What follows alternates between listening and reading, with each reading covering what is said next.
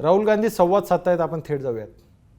कोई स्ट्रेटेजिक फायदा होगा दुनिया में, कोई बदलाव होंगे जिससे हिंदुस्तान को फायदा होगा या जिनकी हिंदुस्तान एडवांटेज ले सके?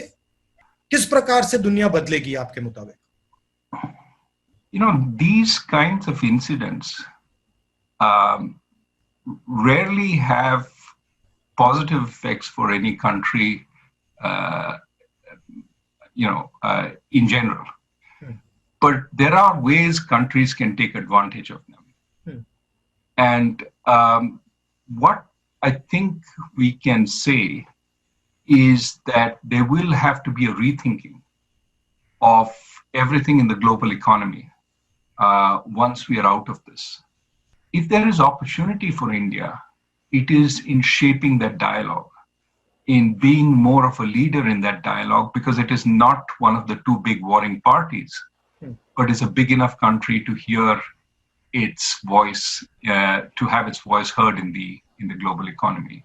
In this situation, India can find opportunities for its industry, for its supply chains, but most importantly, it can try and mold the dialogue towards one which has greater place for more countries in the global order, a multipolar global order rather than a single or a bipolar global order.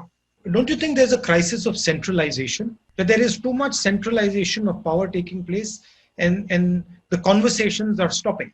I mean, I think conversations would help a lot of these problems that you're talking about. But it sort of breaks down for some reason.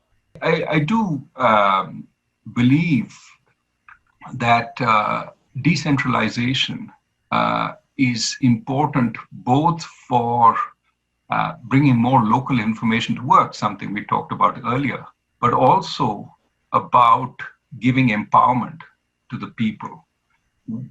What you see across the world is a great sense of disempowerment.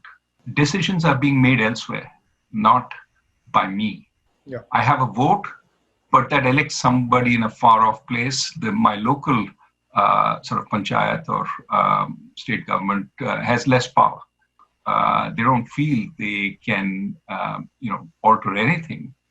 And so they become prey to a different set of force. I would ask you the same question. I mean, do you see this whole, Panchayati Raj, which, Rajiv Gandhi, your father brought back?